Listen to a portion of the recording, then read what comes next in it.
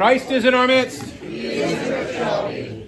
So what I want to do tonight on this feast of St. Nina, the Enlightener of Georgia, the equal to the apostles, was I want to give you briefly the life of St. Nina. You heard just a paragraph at Vespers tonight about her. I'm going to fill in a few more holes and then have a discussion in general about mission, especially mission in America. So we'll get to that, and I'll be asking for your feedback and your input as well. So St. Nina lived in the 4th century, and she was the daughter of very respectable parents. She was the only daughter and the only child. Her father, when she reached the age of 12, her father and mother, they sold everything they had and they gave it away to the poor, and the father went to go live in a monastery. The mother, her brother was Patriarch Juvenal of Jerusalem, I believe, if I remember correctly. And he ordained her a deaconess, and she also lived a monastic lifestyle. So they left Nina with this a local pious old woman named Sarah. And so Sarah taught Nina all about Christ. And, she had grown up, of course, in this Christian home with these parents who loved Christ. But Sarah really did a lot to inspire Nina in her service of Christ. And so soon a time came where she wanted to be able to do something good and something beautiful. And she had heard that the robe of the Theotokos was in the country of, modern-day Georgia. Iberia is what it was called.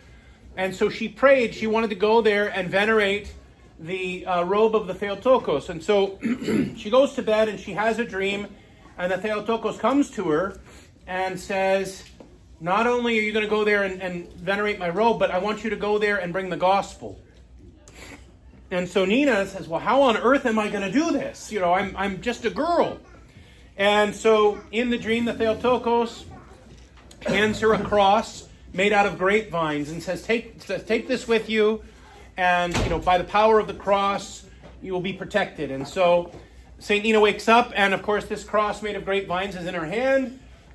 She goes to the Patriarch of Jerusalem, her uncle, Juvenal, and she tells him what it is that she has received, this instruction to go to Georgia.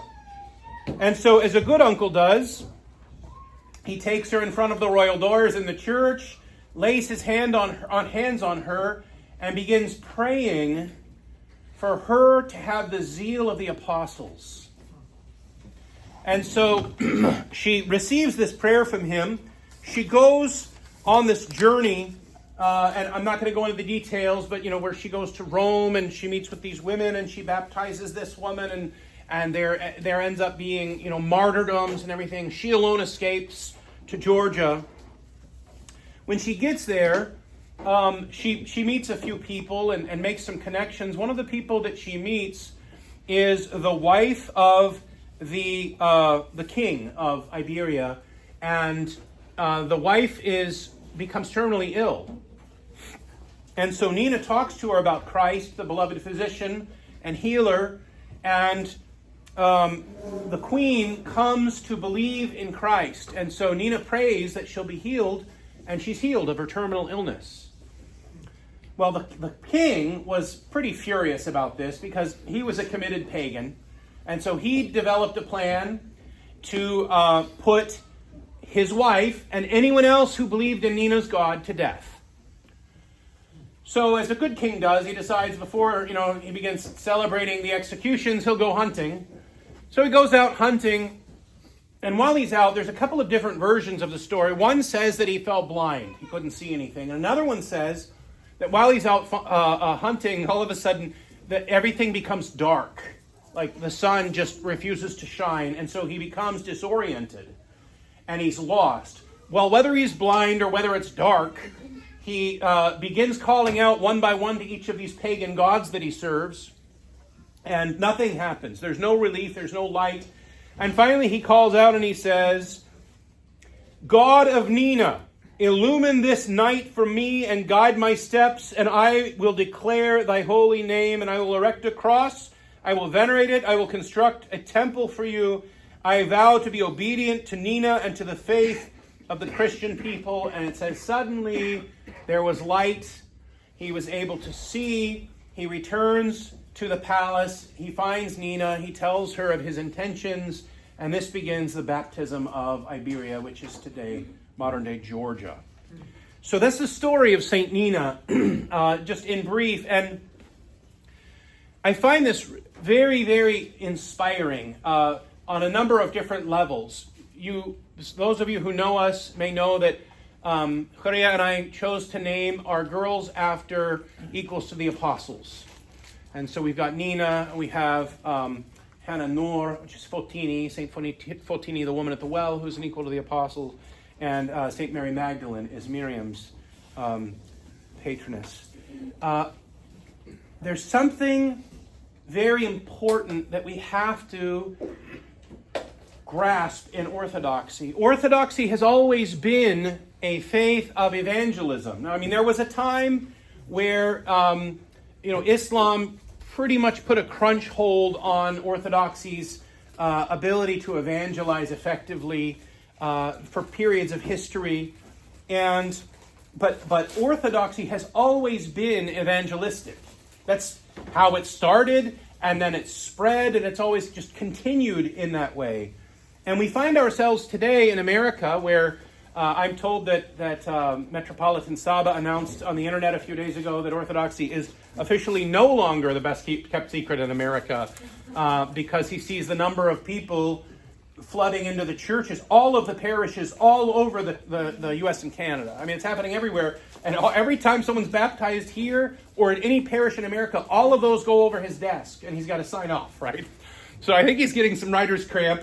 And he declared Orthodoxy is no longer the best kept secret in America. So the thing that I wanted to talk about tonight was just have a little bit of a discussion to talk about some of the ways that we can be evangelistic in our faith.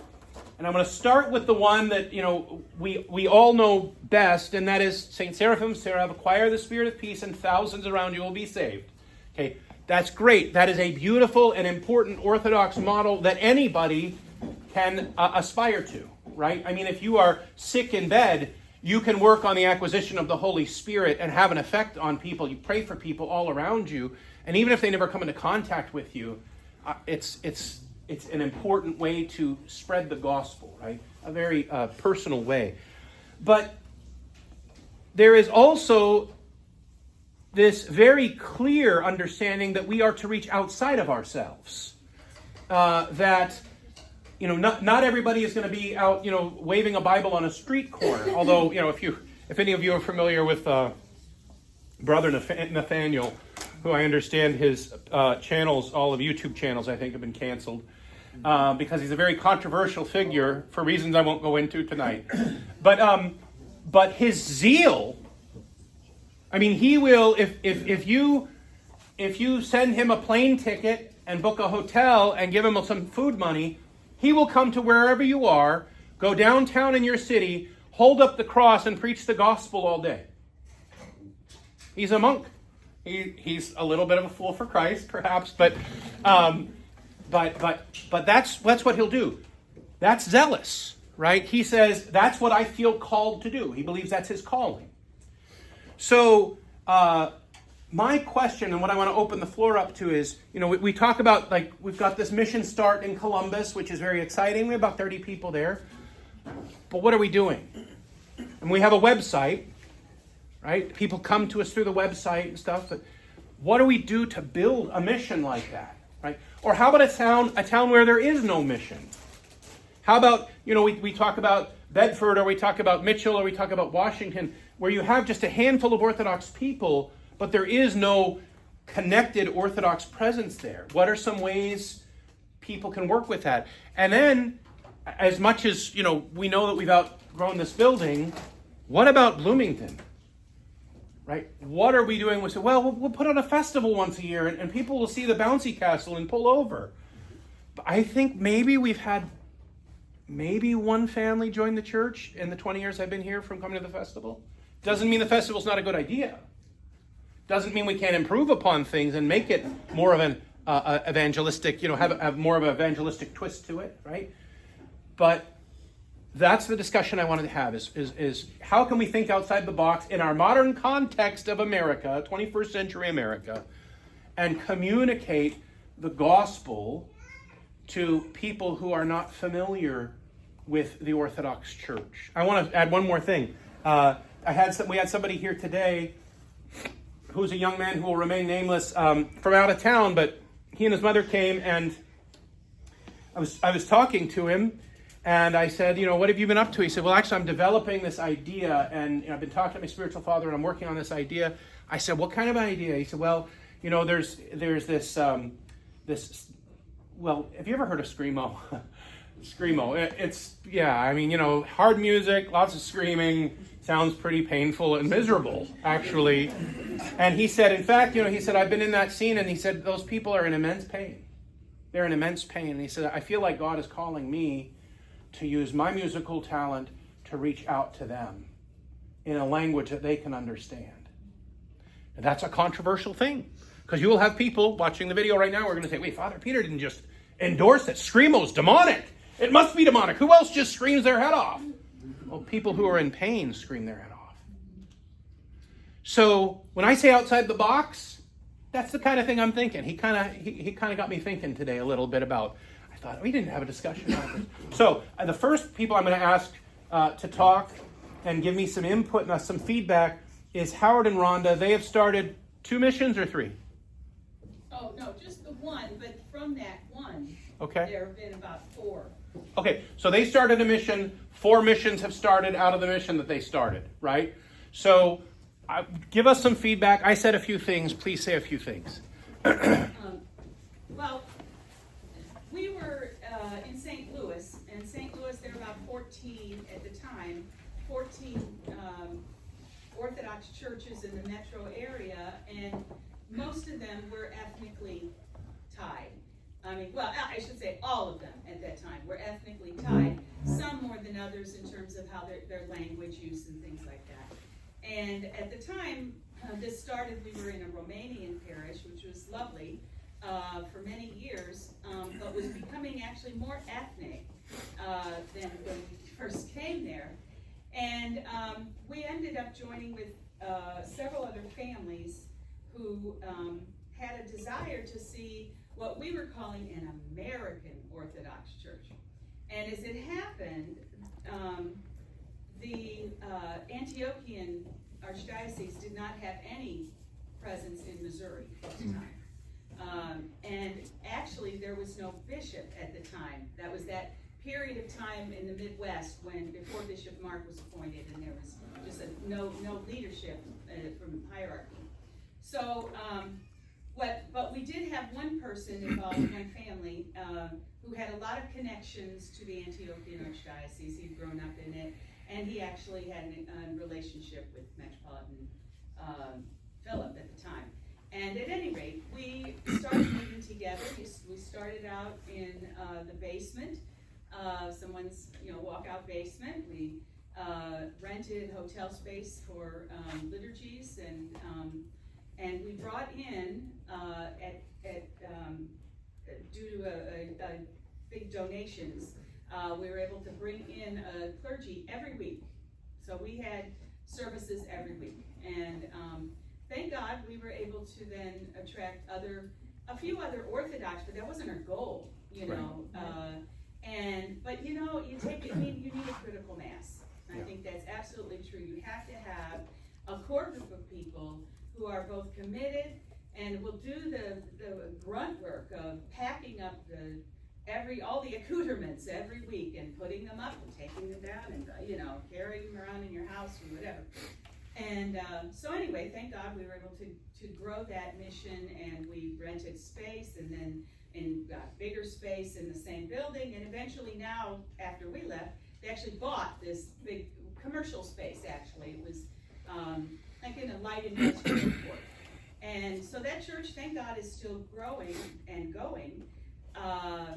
And we have, but from that, there's a church now in Jackson, Missouri, which sprung from that. There's a church in St. Peters, Missouri, which, and I say sprung from that, that means that there were priests that grew into that church and became, went to seminary or St. Stephen's or whatever they did to become ordained. And so those priests then became pastors at these various churches. There's another church in Hillsborough, Missouri that's also, am I missing anything? Oh, and then Carbondale, Illinois. So 4 missions, and in large part, it was not because we did that. We didn't, but you know, you have to have some faithful people. And we didn't know anything. I didn't know how to chant. We didn't know anything at the time about missions. But thank God we were able to come together as a group. And so I encourage everybody to just look for opportunities. And in our case, we were kind of self-centered. We really wanted an American church. We wanted to take away some of what we perceived to be hindrances, things that were barriers that kept people from walking in the door even, and not just steps, but, just the appearances. And we were actually greeted in a church one time when we were visiting an ethnic church, and we said, oh, Webb, that's not a so-and-so name, ethnic name. Yeah. And it's like, so, trying to get over all those things. So thank God that happened, and it's grown, and these other missions are still growing. So Good. Thank God. I would love sometime, not tonight, to talk about missions beyond the U.S. and what the Orthodox Church is doing beyond the United States. That's a great idea. So, Thank you. Love to have another that time. discussion too. How many people, when we think of missions, first thing that pops into your mind are Mormons or Jehovah's Witnesses? We tend to get a stereotype of what missions mean in our thinking. It's a sort of a convoluted passage from Ephesians that Paul has that I think is speaking directly to missions, but you're going to have to follow along with me for a moment. Wherefore he said, when he ascended up on high, he led captivity captive and gave gifts to the men. Now that he ascended, but what is it but that he also descended first into the lower parts of the earth? He that descended is also the same that ascended up far above all heavens, that he might fill all things. And he gave some apostles, and some prophets, and some evangelists, and some pastors and teachers, for the perfecting of the saints, for the work of the ministry, for the edifying of the body of Christ, till we all come to the unity of the faith, and to the knowledge of the Son of God, and to a perfect man, and to the measure of the stature, to the fullness of Christ. What's this? Ascending, descending, fullness. This is going back almost a link to Abraham, where God tells Abraham that through you all nations will be blessed. Missions is not just a starting churches. This is a continuation of God's call to his people through Abraham, through all time. The goal that Christ would fill, that all things would be full in him. But this is two-sided. It's not that God is going to fill all things, but for that purpose, he gave some apostles, prophets, evangelists. He's using us as his agents to fill the whole creation with his glory. This is what mission work is. This is what the gospel is that Christ is filling all in all. He's ascended and descended. There is nothing in all creation that he is not encompassing. That's both the message that we're supposed to be delivering and the goal that we should be working towards. To tell people that this is the reality of the kingdom. It is here. Get on board with it. This is the gospel of his love. That it's through grace he's given us this opportunity to partake in his activity. And that gets into a lot of things, the details Ron is talking about. Building websites, building furniture, a lot of phone calls. It's not a lofty, abstract idea, but this to me in Ephesians is what we're really getting at here. Thank you very much. Thank you. Good. Okay. So while we're thinking outside the box, who else is thinking outside the box? I was hoping now you would quote Saint Nikolai. I always ruin that. Oh yeah, I'm We need to be ultra. I think it's ultra conservative or faithful in the preservation of the faith. I should have looked that up before.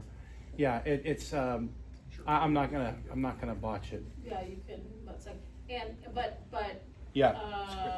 I'll ruin it, but especially accommodating in how we present it. So, in other words, meet people in the age and in the time and in the place where they live with Right. the faith, and don't waffle on the faith, Right. but Right. go anywhere. Right. No, that's Saint Nikolai Velimirovich put it beautifully in that way, and I won't botch it, but I'll put it in the comments on the video. But it's the model of orthodoxy. It's Saints Cyril and Methodius. It's Saint Innocent of Alaska. It's Saint Nina of Georgia. It's going into the people, meeting them where they are, learning their language, and communicating the gospel and the love of Christ in a language that they understand. And I had mentioned, before the concept of doing that with music. So what else can we do? How else can we think outside the box and reach people in a way that is, I remember being in college and I went to a Bible college, and so one of the courses we had to take was Evangelism Explosion, where they're teaching you how to evangelize and, basically lock horns with somebody and show them what a wretched, miserable sinner they are, and then give them the way out of hell, And so that's not what I'm talking about. I'm talking about being all things to all men in order that I may save some, like St. Paul said. So I'm looking for outside the box ideas. There are some of you who are they're just sitting on it and like, I'm going to raise my hand, but yes, sir. I think we could more actively use social media as a parish constructively, if for nothing else, just to make announcements of services and events. So like if we had a parish Instagram and every week, or even if the OCF had an Instagram or does have an Instagram, if there was just, and maybe I'm just not following it and seeing it, if say on Sunday afternoon there was just a little bulletin of sorts that had the week's services and opportunities on it, so that people, students, or even just people in the community who are following could see it and kind of plan their week. Okay, I could make it to Divine Liturgy on Friday, I could make it to the class on Wednesday. Can you pause on that one? Help me, because I don't do Instagram. Mm-hmm. So help me, if it's Sunday afternoon, someone's doing, I'll go do some doom scrolling, and they're looking through their Instagram stuff, and up pops schedule of services from All Saints. Is that what would happen? In part it could, yeah, because in part the algorithm is not entirely demonic, and it will feed people material that they want to see. And so if somebody's already scrolling through a lot of Orthodox material, it could be shown to somebody who hasn't seen it before. But it could also be a touch point too for people who are maybe not as actively involved and are orbiting. Yeah. One of the parishes down in Texas, when I lived down there, did that. And they ran the OCF. My parish didn't run the OCF, and they would post events and things like lectures or talks or weekday services. Yeah. And I would check it. It actually, because I followed the page, it comes up among the stories, and then I would click on it and say, what's happening over at St. Silouan's this week? They have 3 services, and they're using the Gregorian calendar, so they have this feast this week, and they have this Vespers this week, and there's a lecture from a visiting priest on iconography or something, or on Christ descending to hell. I'll try to make it to one of those. Sure. So that's a great idea. The only challenge I see to that is having somebody to continually maintain it. That's the thing, is that and I'm not saying we couldn't do that. I'm just saying that would be the challenge, because Instagram is probably free, right? Right? So it's not that it's a big budget item. It's just somebody who has access to the information and then will post it on a regular and ongoing basis, right? Is there anything else I'm missing on that would be? If I could recommend, I don't know exactly how they do it down there, but I think that probably within the OCF, among people within that age group who are used to using the social media services, if they continue to do so, it could be one of their assigned duties. So like, I don't know if there's a president, vice president, communications chair, or something like that, but probably the communications chair, that could just be their perpetual responsibility to do that, and then when they goes to the next person. Is that Sierra? Sierra, but in reality, our OCF operates a little bit differently in that they use WhatsApp, and I don't know that we ever. We have an Instagram. Does she have an Instagram? Yeah. Okay, so Sierra is the person, but the concern is that students come and go, and Yeah. you kind of need somebody that's, I don't know They how long pass she'll the be around. baton. I say you can like transfer an account, I think, to somebody else. Well, I'm not talking about just the account, it's the maintenance, the long-term Well, so that's commitment. what, like, if Sarah leaves, for instance, let's say Yeah. she's the one that takes over it. Right. And she leaves, she can give the same account to somebody else, and they Uh-huh. can continue to do it. Well, I mean, I think it's a great idea, and. It is a great idea. Even though for you guys, Facebook is kind of defunct, it still appeals to our generation. And I see a lot of churches and things posting. Wendy Elizabeth regularly posts on Facebook, various saints, lives and comments and pictures from the liturgy or things like that. So that's beautiful. So the church has a Facebook page, but nobody updates it, and I don't know if anybody's updated it for a decade. I don't I think. was gonna say Instagram and Facebook too, because they're owned by the same company, you can connect them. Okay. And it So- will post on the same time. Yeah. Okay. You could use the same Facebook page and then start an Instagram. So these are great ideas that I have no knowledge of. So what we would need is somebody to kind of put that kind of thing in place, and then make sure that there was a passing of the baton as one person retired from the posting, that somebody else was trained and took over. It's a great idea. I love that. Thank you very much, Michael. Is somebody taking And notes? maybe we can update the website, please. Working on it. Yes, they've been working on it for years now. Who's managing this? There's a team. Because it's. There's a team. The tech committee is working on I it. got it. So, Xenia. This might be a stretch, but I think some people, it's very evident that a lot of people in our church are creative, and they do a lot of crafty things, and I think if we made things and got involved in the student engagement fair at IU, there's a lot of people traffic.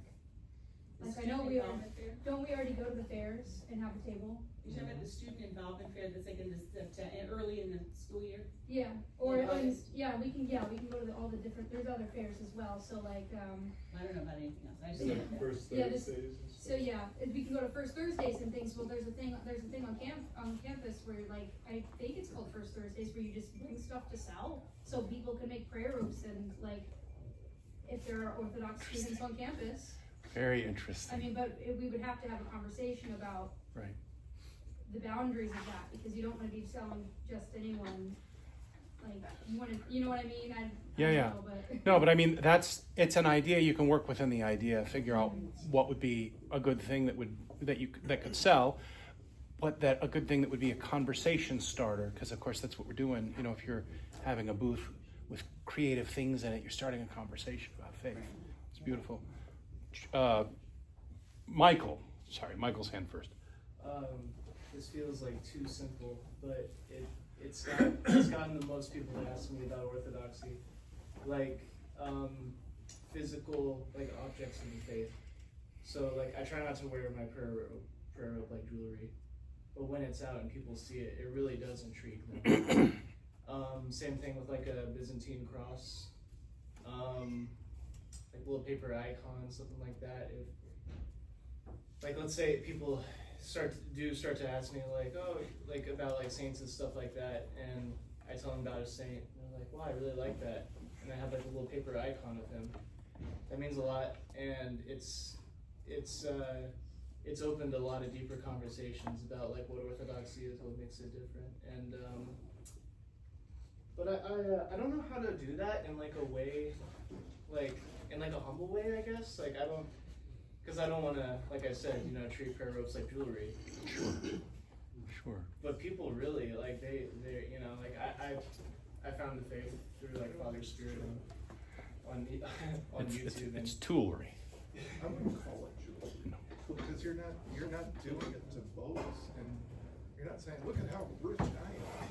I got right. this. Yeah. Samuel. I've noticed a theme tonight. A lot of people talking about the campus, which is, you know, it's amazing. It's always a beautiful thing seeing new college kids come to church.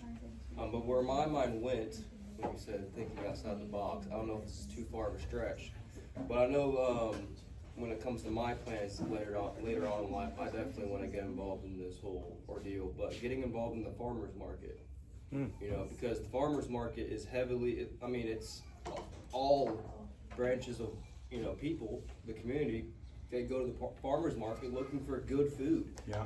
And if, I don't know if anybody notices, but there's everybody, you know, there's a lot of, I don't know who all goes to Blooming Foods here, but you can, I've talked to many people in that place, and there's, you know, there's atheists that go in there, there's, you know, there's hardcore conservatives, there's, you know, there's LGBTQ people from that community.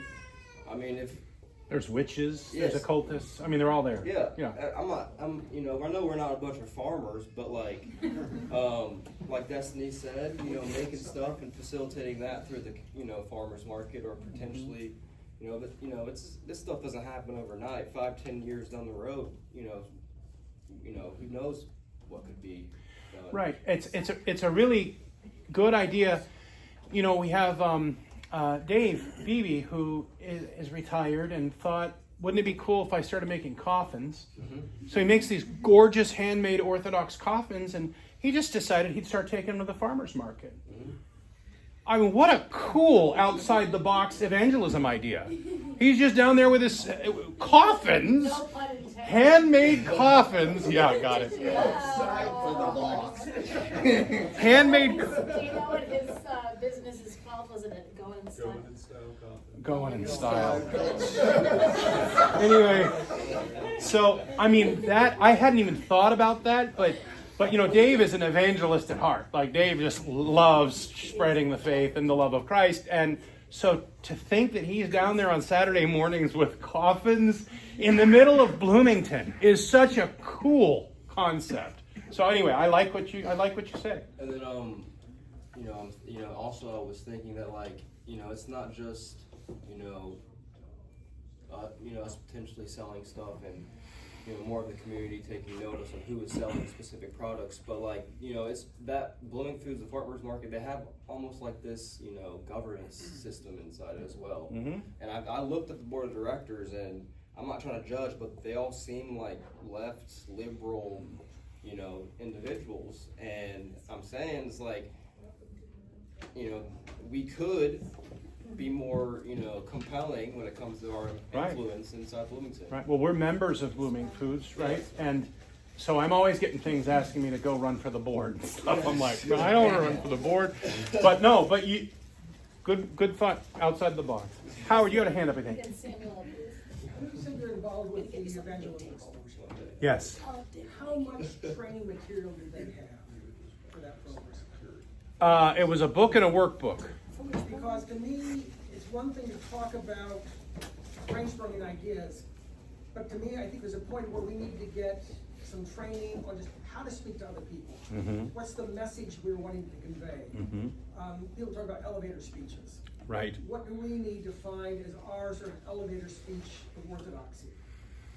And I think it'd be good, rather than just everybody trying to off the cuff figuring that out. Sure. To take some material, find some material in Orthodox they have or whatever, almost, and do Sure. some serious training. Sure. If anybody, and actually, I have to be careful what I say. So I've actually been involved in a couple of meetings talking about developing teams, developing people to be part of teams to go into cities and do this kind of work. It's all just kind of in the talking stages, but unless they're planning it, and I'm just not aware it's gone any further. But we had some meetings about it, and the idea being that just what you said. It's like, so people need some training. So what if we create an Orthodox training center, and you come, let's say you take you take some time off in order to do this when you're able to do that, and you go and you be trained, almost like a mini seminary, but you go and you have intensive training, and then you go out in teams, 2 by 2, and you maybe send 4 people to a city, 2 teams of 2. And the idea is they go in with the training to be able to communicate with people, to be visible, and depending on the response, it can help. If, for example, if there's a small mission church nearby, or they're trying to figure out, would this town support a mission? So those ideas are being floated, and I don't know how much action there is or how much material there is. I know you guys probably had a copy. I think I still have a copy of my father's manual, Bringing America to Orthodoxy. That's what we were using. Yeah, I have one in my office, because I pulled it out the other day, and I'm like, I think this is still pretty relevant right now. Well, I mean, even though... looking up in the home directory for ethnic names, Right. that doesn't work anymore. Well, now you just ask AI. You're like, show me ethnic Orthodox names.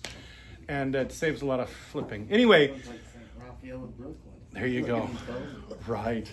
Well, Yeah, I it was thought old about school. The old saying is, 100% of the people that you bring to church will come. Yes. Right. And I see that. I see that especially with these guys Yes. right here. Yep. That, it's amazing when, all these new faces that show up, because you guys, these enthusiastic, Yeah. newbies, not just the teens, I'm talking all of you guys. Right. You bring somebody. Yes. No, that is awesome. I love the way that works. And I think probably it's a combination of things, because some people have a vehicle, right? Other people might not have the vehicle, but they have the ability to share in a different way. So I think kind of each person or group of people are going to have their own ways of working. So that's a really beautiful point. Jeff. Oh, it's kind of like a question, and I guess a suggestion at the same time. I'd like to know how, and also suggest training about how to choose the location and the person, so you're not casting the pearls in the wrong place. Yeah. If you're going to talk to people with a so-called education, you don't want to talk to the people who are so educated that they're not going to listen. Right. So So how to choose the location and the people. So in my case, it's easy, because I walk through Walmart or the grocery store or whatever, and the people who need to talk about God come over, right? I was at a basketball game. A week ago, and I walked out of the basketball game, and there's a 9-year-old kid standing outside the door, and he says, "Hey, what's your name?" I said, "I'm Father Peter." "What's your name?" He said, I'm Joey. And I said, "Hi, Joey." He said, "Father Peter, I really need you to pray for me right now. Could you do that?" I said, "Of course, Joey. Are you struggling with something or what?" He's like, "I just need prayer. Will you pray with me?" I said, "Absolutely." So Joey and I stood there on the steps outside of this basketball game, and we prayed. I closed my eyes and prayed with him, put my hand on his shoulder. When I opened my eyes, his best friend was standing next to him, getting in on the prayers. And then last night I went to a basketball game, and those kids ran up to me, Father, it's so good to see you." And they're grabbing my hand and whatever. So for a priest, it's easy because I got the tool. I got the uniform, right? Yeah. For the other people, I think what we really, really, really need to do is listen. Learn to really listen, because what we generally do as Americans is walk in, "Hey, how's it going? Good. How are you doing? Great." And then you move on, right? But if we really listen, I remember a priest once when I was a kid. He changed my life. He's a bishop now. And I remember he said, "So how are you doing, Peter?" I said, "I'm doing great. How are you doing, Father?" He said, "No," I said, "How are you doing?" At which point I crumbled, because he actually wanted to know, how are you doing? And so I told him in 5 minutes, here's how I'm actually doing. And then he offered me beautiful advice that put me back together and sent me on my way. we have to listen. Listening is like the lost art. And I really think people are expecting, a fist bump with no depth. That's where we are now. And so if we say, how are you doing? And then we pause and we look at them. I mean, I've had people look at me, they're like, I'm doing great. Actually, no, I'm not. Right? And that's whether I'm dressed as a priest or not. If you pause, it shows people you're willing to listen. And that's risk. And so if we're afraid, then we might not want to take that risk. So I would just encourage us, just as a simple little, like a life tool, if we have some time and we're at the store and we're not like, oh, I got to catch the bus in 5 minutes. And, I had the woman, I think I told you this, the woman who I was walking through Kroger and I was in my cassock. And she got off the ladder where she was working and came over and said, Father, my sister just died. She just wanted to talk, right? So I would just encourage, and the fear is, I won't know what to say if someone tells me their sister died. Well, then just start crying. Just start crying if that's all you can do, because you know what that's going to communicate to them? I care about you. Even if I don't know what to say, I care about you. So I would say we could probably even start with simple things like that. Just simple little, call them, spiritual resolutions, personal spiritual resolutions. Yes, sir. So I noticed a lot of people have talked about like large branching, like I don't want to say tactics. That sounds a little weird. Basically, approaching a lot of people at once. But this is kind of a question, and something has happened specifically to me. So during my college tenure, I would just talk to people. I never really learned how to small talk, so I was just like kind of brutally honest with everybody. Mm-hmm. And you find out really quickly what everybody thinks about Orthodoxy. I knew a guy who was like, it's the coolest religion I've ever seen, and I'm not going to go to church. And I was like, okay, that's the way it is. And so that's, when you're kind of brutally honest in that way, you really see how people respond. So I had a friend who I would talk with him a lot, because we were in the same class and we were on the table tennis club together. And I would just talk to them like kind of brutally honest, and sometimes they're like, oh, I have this text, this friend wants me to do a favor for me, and I'm, oh, you should go do it. And I was just very, very upfront with them. And I could kind of see their opinion about, the church slowly change throughout the course of the semester, because they were like, well, maybe it isn't just all like weirdness and like weird high church stuff. Maybe they're just, regular people. Because it was, if you just talk about like the stories of saints, or you just, try as best as possible to act like a normal human being, I guess that really, you kind of tell who is really interested and ready to accept it, and who is really interested and not ready to accept it. But I guess, is that really effective, like the individual level? Is that what you should really be focusing on? Absolutely. I mean, so we've got to have both and, right? You got to have the personal, acquire the spirit of peace, and 1,000 around you will be saved. You've got to have the interpersonal, talking to people in school or at work or whatever. And then you have the, we're going to, send out. That's what St. Nina's uncle, Patriarch Juvenal of Jerusalem, that's what he did. He laid his hands on her and he sent her out with the power of the Holy Spirit. It was a mission field, right? So we've got multiple levels, but the interpersonal stuff is so important. Just that, again, like you said, people realizing it's not just a bunch of, stuffy high church, these guys are all weird, whatever. You're like, no, I'm kind of just an average human being having conversations with you, and we can talk, can't we? And over the course of a semester, like you said, their opinion changed. Maybe they haven't all joined the church, but maybe after you, this happens all the time.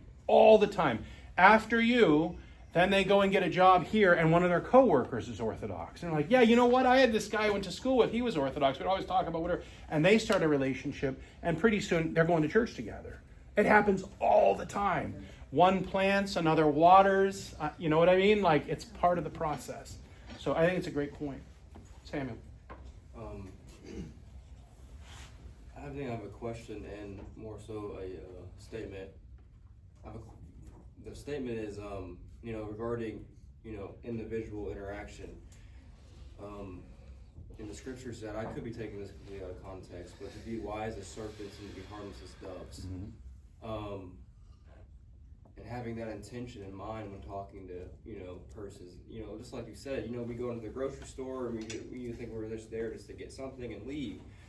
But, as Orthodox Christians, we could be so much more than that. We could be having the intention in mind where I could plant a seed in here. You have an interaction with somebody, and this interaction could cause them to think about, their salvation and the ideologies and the philosophies they hold to. So it's just like starting with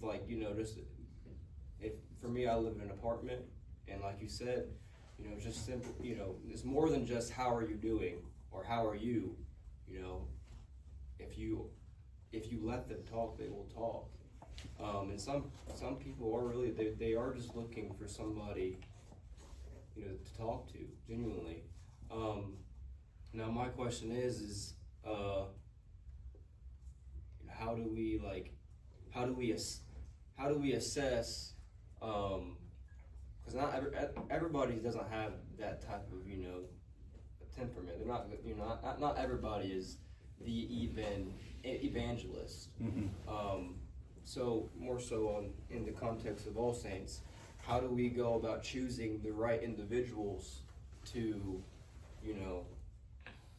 start taking more action, to enable these guys that have these specific gifts? Sure. So I think on the one hand, people can feel that they have a calling and ability to do this. I mean, I know we have some of the guys, and maybe the girls too, I don't know, but on campus that I have seen engagement, with other people. One of them who will remain nameless, there's a video floating around out there about, a good on-campus debate, and I mean, it was, yeah, and so, some people have that calling and they have that gift, and that's great. Other people, when we went out, can you stand and pretend to sing in a group of people Christmas caroling and hand a bag to the neighbors? We just, 40 families or whatever we did in our neighborhood. People are crying. People are telling us, pray for my son. He's incarcerated because he's on drugs. And that's what we're getting. We're singing a Christmas carol, and this is what they say in response. Okay, so anybody in that group who can stand there and listen and receive that, they're like, nobody's listening to me. I'm alone in a trailer. Will you hear me and pray for my son who's a drug addict? We're like, yes. Yeah. So, and that's where some of these names come from on the prayer list. They're neighborhood people. They need prayer. They need love. So, anyway, that's just to touch on your point. Everybody's got a different gift. Some people might come up tonight like, I really like the idea of that commando, training and then going into a city. If you like that, if that feels good to you, then great. Let's put you on a list and call the Department of Missions and Evangelism and see where they are on that. Rhonda. Just one other thought, and that is, when you're in church here, to be mindful of the people that you don't know, the people that are new. And it's very easy for all of us to just hang with the people we know. We're comfortable. It's, that's just where we are.